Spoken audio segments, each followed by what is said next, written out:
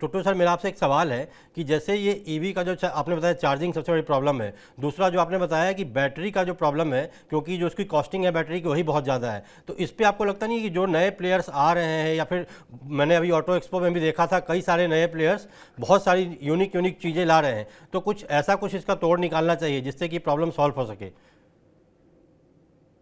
देखिए साहब, इसमें एक्चुअली रियलिटी जो है वो थोड़ी सी फर्क है। जी मैं इनके साथ बिल्कुल सहमत हूं कि गवर्नमेंट की तरफ से कार्बन न्यूट्रल होने की पूरी क्षमता चल रही है।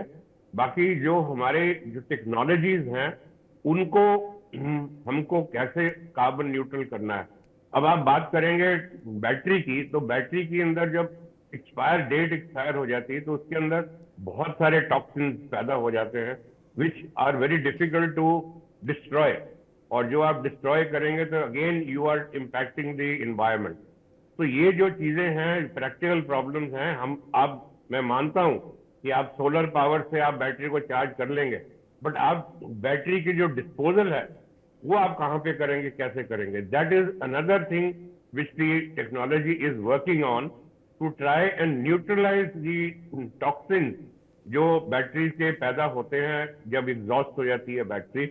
How to neutralize those and make the EV become more user friendly and more environment friendly। जी सर, बिल्कुल आपने सही कहा। तो अभी सर जो ये दाम बढ़ने वाले हैं, तो उम्मीद करते हैं कि ईवी के दाम तो नहीं बढ़ेंगे, हालांकि किसी भी कंपनी ने अभी कोई घोषणा नहीं की है।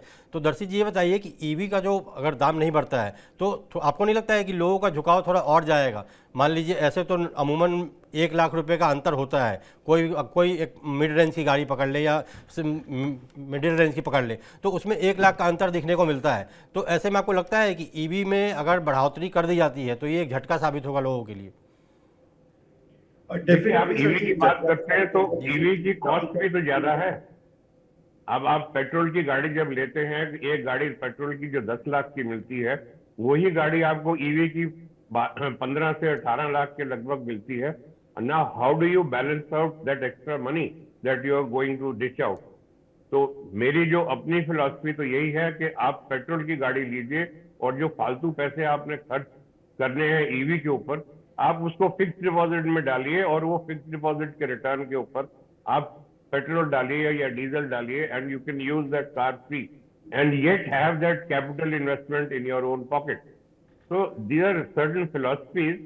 अब आगे प्रैक्टिकली जब देखा जाए तो वो तो इंडिविजुअल के ऊपर डिपेंड करता है how they want to take it forward. जी जी दर्शी जी, आप कुछ कह रहे हैं? सर जी, ये बात वही आ जाती है जब लोग महीने की खर्च भी पकड़ते हैं, महीने के एक्सपेंसेस भी पकड़ते हैं, और एक 7 साल की लाइफ आजकल की तारीख में बैटरीज की मिलती है। और जैसे जैसे टेक्नोलॉजी डेवलप होगी, ये इसकी बैटरी की टेक्नोलॉजी भी काफी डेवलप होने वाली है।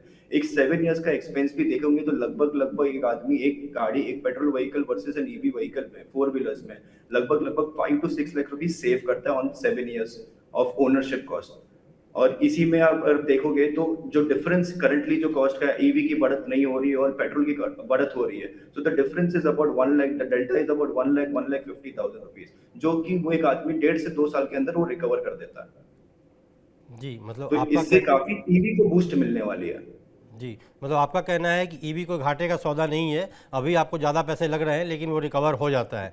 तो चलिए, ईवी को अब कितना सरकार क्या करेगी, अभी क्या क्या और इसमें नई चीज़ें ला सकती है ताकि इसको बूस्टअप किया जा सके। हालांकि सरकार ने बहुत सारी कोशिशें की हैं बूस्ट करने के लिए, लेकिन इस बीच जो हमारी जो मुद्दा है गाड़ियों के दाम बढ़ने की, तो ऐसे लगता है कि ईवी के दाम तो नहीं बढ़ेंगे, लेकिन बढ़ते हैं तो डबल झटका होगा। लेकिन अभी जो फिलहाल है कि अब देखना पड़ेगा कि कौन सी गाड़ी कितनी महंगी हो जाएगी। मतलब पेट्रोल डीजल में तो आंकड़े से जारी कर दिए गए हैं, बट अभी ईवी का ऐसा कुछ नहीं है। तो उम्मीद करते हैं कि ईवी की दाम ना बढ़ाई जाए, और तो ताकि दर्शकों को ज़्यादा से ज़्यादा, इसका मतलब ग्राहकों को फ़ायदा मिल सके। तो सर, आप दोनों का TV9 से जुड़ने के लिए बहुत बहुत धन्यवाद। आपकी तमाम जानकारी काफ़ी काम की आएगी, लोगों को समझ में आई होगी। जी सर, नमस्कार। Thank you. Thank you. तो ये थे हमारे गेस्ट, और बता रहे थे कि ईवी जो है भारत का भविष्य बन सकती है, लेकिन उसमें चुनौतियां कितनी हैं, और खास करके जो दाम बढ़ने वाली बात हो रही है, तो ऐसा ना हो कि ईवी के भी दाम बढ़ा दिए जाए। हालांकि किसी भी कंपनी ने अभी तक इसकी घोषणा नहीं की है, लेकिन उम्मीद करते हैं कि ईवी के दाम अभी फिलहाल नहीं बढ़ेंगे। और अगर आपको किसी भी कार पे अभी खरीदने पैसे बचाने हैं तो आपके पास 31 मार्च तक का मौका है। आप आराम से जाइए, एक कार पर कम से कम 30-40 हज़ार रुपये आपके बच जाएंगे अभी, अगर आप 1 अप्रैल से पहले खरीद लेते हैं तो इन्हीं सब चीज़ों को देखने के लिए जुड़े जुड़े रहिए TV9 के साथ। नमस्कार।